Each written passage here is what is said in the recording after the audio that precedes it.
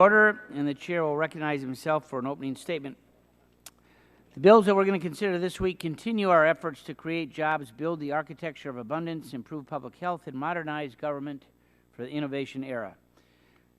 First bill that we're going to consider is H.R. 4795, the Promoting New Manufacturing Act, which is a simple process and transparency bill for EPA with an eye towards future job creation.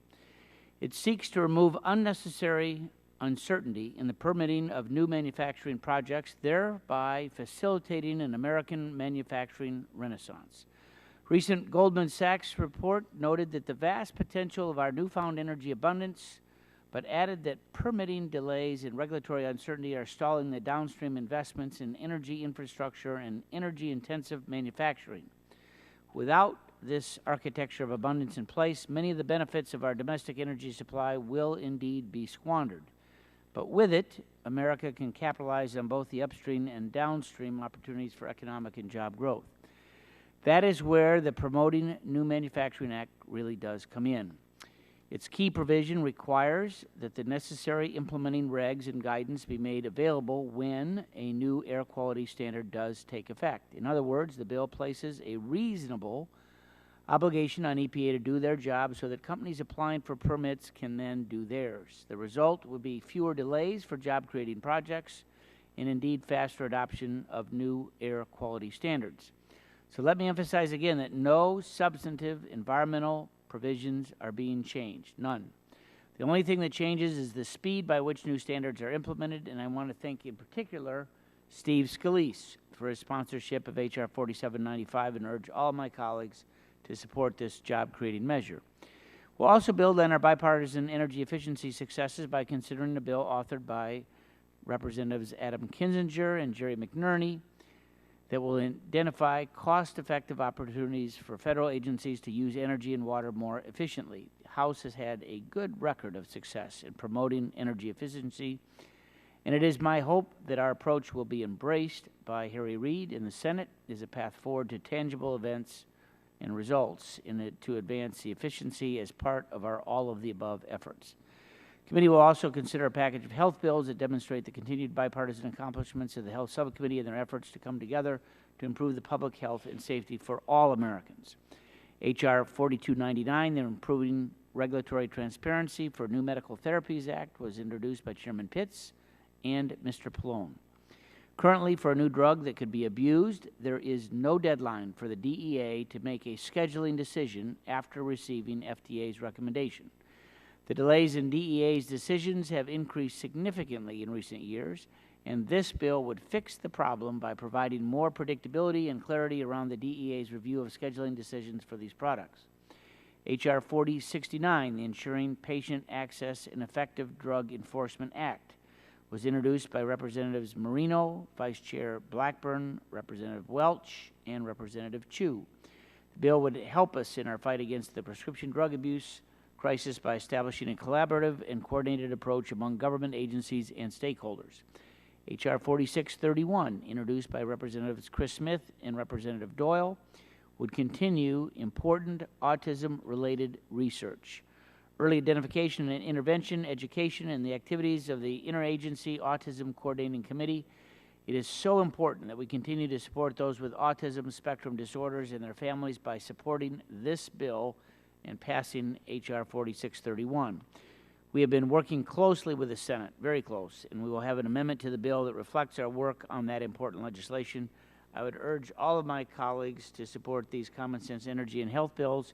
I would recognize now the gentleman and my friend from New Jersey, 5 minutes for an opening statement. Thank you, Mr. Chairman. I want to lend my support to three important bipartisan health bills being marked up today, and these bills continue the strong legislative record of the Subcommittee on Health. It's my hope that we can continue to work together to address critical public health issues in our communities. H.R. 4299, Improving Regulatory Transparency for New Medical Therapies Act, is a bill that Chairman Pitts and I introduced, which includes two common-sense corrections to DEA scheduling authorities. It improves both the DEA scheduling process for new FDA-approved drugs and the registration process for the use of controlled substances in clinical trials. Without weakening FDA oversight, the bill gives or will help give patients more timely access to the latest innovation therapies available. In addition, we'll mark up H.R. 4709, the Ensuring Patient Access and Effective Drug Enforcement Act of 2014, introduced by members of this committee, Representatives Blackburn and Welch, as well as Representatives Marino and Chu. We all agree that prescription drug abuse threatens the safety and health of too many people in this country. Like the Pitts-Pallone bill, this bill is not meant to impede DEA's critical mission of combating the abuse and diversion of drugs. However, it creates a more collaborative partnership between the DEA and legitimate supply chain players to limit unnecessary disruptions that may be affecting patient access to needed medications. I'm also pleased to support H.R. 4631, the Combating Autism Reauthorization Act of 2014, which after today's manager's amendment will hold a new title to better reflect the goals of the bill. The newly named Autism Cares, Collaboration, Accountability, Research, Education, and Support Act extends critical programs to help address supports and services of autism in this country. Mr. Chairman, during subcommittee markup, 2 issues remained outstanding, both of which will be addressed today in a manager's amendment: the title change, which I mentioned, as well as the scope of a report to Congress. I want to thank members for their strong efforts to get a consensus bill together. That includes Representatives Doyle and Smith, the bill's sponsors, and the leadership of this committee, Representatives Upton, Pitts, and Waxman, who worked with our Senate colleagues to ensure the bill moves forward expeditiously. And lastly, Mr. Chairman, there are the 2 energy bills before the committee today. H.R. 4795, the Promoting New Manufacturing Act, has a title that highlights a worthy goal, but unfortunately the bill raises serious concerns. It weakens the Clean Air Act's pre-construction permitting process under the National Ambient Air Quality Standard, which could lead to more pollution and increased negative health impacts. I do, however, plan to support the other energy bill before the committee today, H.R. 4801, which requires a report regarding how the federal government can better take advantage of thermal insulation to reduce energy consumption in federal buildings. Thank you, Mr. Chairman. I yield back. Thank you, Mr. Pallone. At this time, I recognize myself for a 3-minute opening statement. As chairman of the Energy and Power Subcommittee, I'm just going to address the Promoting New Manufacturing Act, H.R. 4795, which was introduced by Mr. Scalise of Louisiana. I think all of us are very much aware that one of the primary goals that we have in America today in our public policy is trying to expand our economy, create more jobs. And unfortunately, the President in his first administration, with the billions of dollars spent in the stimulus package, many dollars went for renewable projects that were not ready for prime time.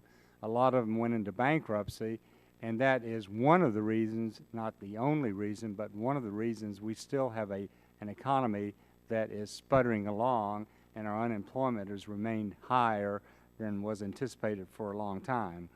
This bill is so important because we're really surprised that EPA hadn't already adopted what this bill is requiring them to do. As you may or may not know, when EPA establishes a new standard today, which becomes effective immediately, EPA does not set out the guidelines until a much later period of time. So the entities that are trying to comply with the new standard don't know what the guidelines are, and it's sort of like the IRS publishing its tax instructions, but not setting out the standards for those instructions. And that's precisely what's happening at EPA regarding ambient air quality standard. So what this bill would simply say is that when EPA establishes a new national ambient air quality standard, they would concurrently provide implementing regulations and guidance so that the regulated community can expeditiously comply with the new standard, including the process for obtaining pre-construction permits. This legislation requires transparency. It's a common sense approach. It's a modest goal that nonetheless can bring us a long way toward facilitating an American industrial comeback. The Promoting New Manufacturing Act would be good news for the economy, create new jobs, strengthen the American consumers, and I would urge all my colleagues to support the bill. This time, I would call on the gentleman from Vermont, for 3 minutes. Okay, thank you very much, Mr. Chairman. I want to thank you for marking up the Ensuring Patient Access and Effective Drug Treatment Enforcement Act, H.R. 4709. And I want to thank Vice Chair Blackburn, Representative Tom Marino, and Representative Judy Chu for their co-sponsorship and leadership on this legislation. Vermont, like many states around the country, is facing an opiate epidemic. In addition to alarming increases in heroin treatment required, Vermont admissions for prescription drug abuse treatment has increased 361% from 2005, when we had 719 cases in our very small state, to 2013, when we had 2,596 cases. It's a full-blown public health crisis. And together, all of the stakeholders, that's providers and public health officials, law enforcement, distributors, and pharmacists, obviously have to come together to tackle this problem head-on. It requires communication, collaboration, and predictability. And I've heard from distributors and pharmacies in my own district, as have my colleagues on this legislation, that welcome the opportunity to come together to find ways to better prevent prescription drug abuse and diversion.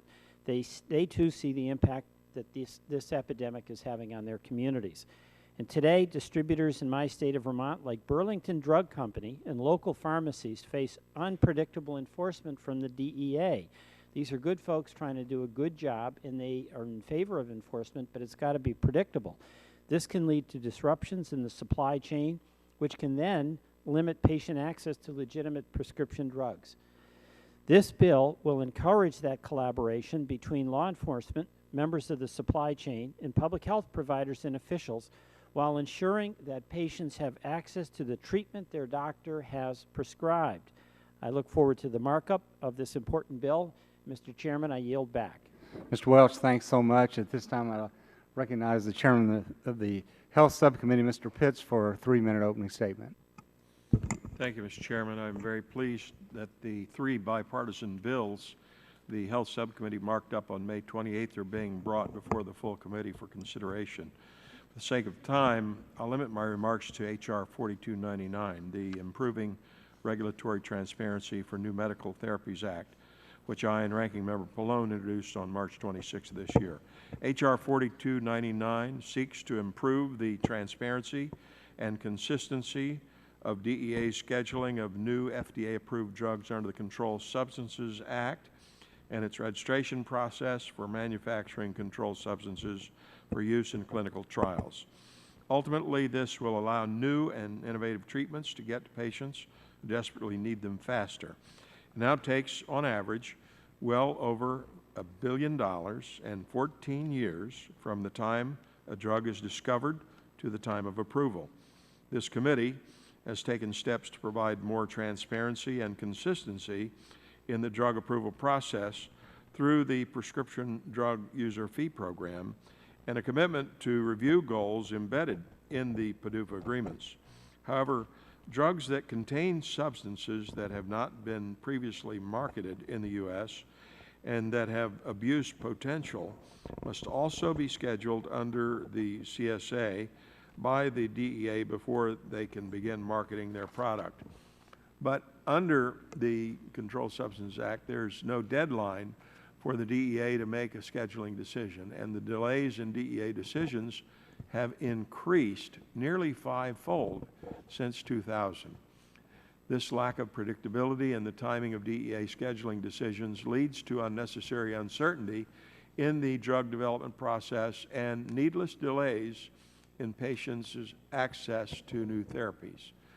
H.R. 4299 simply requires DEA to issue an interim final rule 45 days after it receives FDA's scheduling recommendation for a new drug, allowing patients access to new therapies 45 days after FDA approval. The DEA would retain its authority to subsequently transfer the drug between schedules under the Section 201 of the CSA.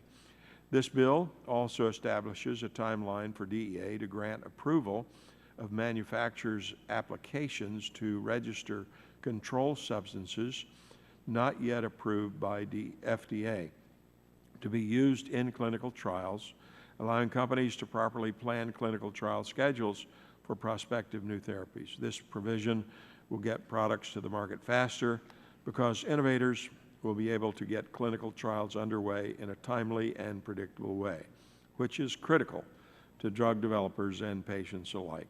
So I urge support for all three bills, and I yield back. Thank you, Mr. Pitts. At this time, the chair recognizes the gentleman from Ohio, Mr. Latta, for a 3-minute opening statement. Thank you, Mr. Chairman, and thank you very much for holding the markup today. I'm especially pleased that H.R. 4795, the Promoting New Manufacturing Act, is one of the listed bills. I represent 60,000 manufacturing jobs in the northwest quadrant of Ohio, and when I'm back home, I spend a lot of my time visiting their operations, which range from metal casters that make pipes used in hydraulic fracturing to high-tech solar panels. These manufacturing institutions are true engines of economic growth in our country. Unfortunately, under the current administration, we have seen regulatory proposal after regulatory proposal create a litany of unnecessary red tape on manufacturers. In fact, today there are an estimated $1.9 trillion worth of regulations covered entities must comply with. Instead of spending the money to expand new operations, hire new employees, or invest in local community initiatives, this money is spent complying with government regulations. In fact, many of the latest proposals create more questions than answers. That's why H.R. 4795 is a very important piece of legislation. This bill simply brings a much-needed level of accountability into the pre-construction permitting process. Manufacturers that are required to get a pre-construction permit should be fully aware of their chances in obtaining it.